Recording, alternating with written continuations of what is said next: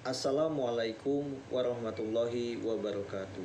Perkenalkan, nama saya Bambang Setiawan, NPM 2021010243, Prodi Hukum Keluarga Islam Fakultas Syariah. Baiklah, di sini saya akan menjelaskan tentang sumber hukum Islam guna untuk menyelesaikan tugas dari Bapak Hervin Yoki Pradikta selaku dosen pengampu Filsafat Hukum Islam. Sumber hukum Islam, Al-Quran. Al-Quran berkedudukan sebagai sumber pertama dan utama dalam hukum Islam. Kedudukan ini mengharuskan umat Islam memahami pesan-pesan yang dikandungnya untuk dilaksanakan dalam kehidupan. Hal tersebut juga diperlukan sebagai upaya mengatur perilaku manusia, baik yang berhubungan dengan manusia maupun makhluk yang lainnya secara horizontal. Demikian pula seluruh persoalan yang berkaitan dengan hukum, meski dicari jawabannya terlebih dahulu dari petunjuk yang terkandung di dalam Al-Quran. Kemaslahatan hidup manusia di dunia dan akhirat diyakini dalam diperoleh jika manusia melandaskan pada perilaku hidup mereka pada petunjuk Al-Quran. Argumen yang menyatakan bahwa Al-Quran sebagai sumber dan dalil pertama dan utama ditemukan dalam penjelasan Al-Quran sendiri. Pada sejumlah ayatnya, lebih dari 30 kali ditemukan perintah mematuhi Al-Quran dalam Al-Quran. Bahkan meninggalkan aturan yang disebutkan Al-Quran akan membawa akibat meningkatnya kejahatan yang dilakukan oleh manusia. Al-Quran secara redaksional dan makna yang dikandungnya bersifat tahlil al-wujud. Maksudnya adalah lafaz Al-Quran dan pesan yang dikandungnya terjamin keautentikan dan otoritas kebenarannya. Keautentikan itu terjamin karena transformasi pernyataan secara keseluruhan mencapai tingkat mutawatir. Selain itu, jaminan keaslian Al-Quran mendapat intervensi langsung dari pemiliknya, Allah Subhanahu wa Ta'ala. Al-Sunnah.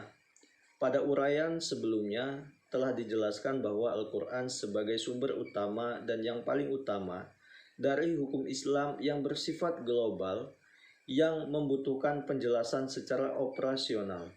Nabi Muhammad SAW sebagai penyampai ajaran Al-Quran diberi otoritas oleh Tuhan yang menjelaskan lebih lanjut apa yang telah diwahyukan kepadanya. Dengan demikian, Al-Sunnah, baik dalam bentuk perkataan, perbuatan, maupun dalam bentuk takrir, berkedudukan sebagai sumber kedua setelah Al-Quran. Kedudukan Al-Quran sebagaimana disebutkan di atas berdasarkan argumen bahwa secara normatif ditentukan ayat Al-Quran yang menyeluruh. Untuk taat kepada Rasul, ketaatan kepada Rasul sering dikaitkan dengan ketaatan kepada Allah Subhanahu wa Ta'ala, seperti yang ditemukan pada surat Al-Nisa ayat 13, artinya hukum-hukum tersebut itu adalah ketentuan-ketentuan dari Allah. Barang siapa taat kepada Allah dan Rasulnya, niscaya Allah memasukkannya ke dalam surga. Al-Quran sering menetapkan beriman kepada Rasul sama dengan kewajiban beriman kepada Allah Subhanahu wa Ta'ala. Disebutkan dalam surat Al-A'raf ayat 158. Penegasan Al-Quran juga menyebutkan bahwa perbuatan Rasul berdasarkan wahyu yang diturunkan kepadanya, seperti yang disebutkan dalam surat Al-Najm ayat 3 yang artinya, dan tidaklah diucapkannya itu Al-Quran menurut kemauan hawa nafsunya.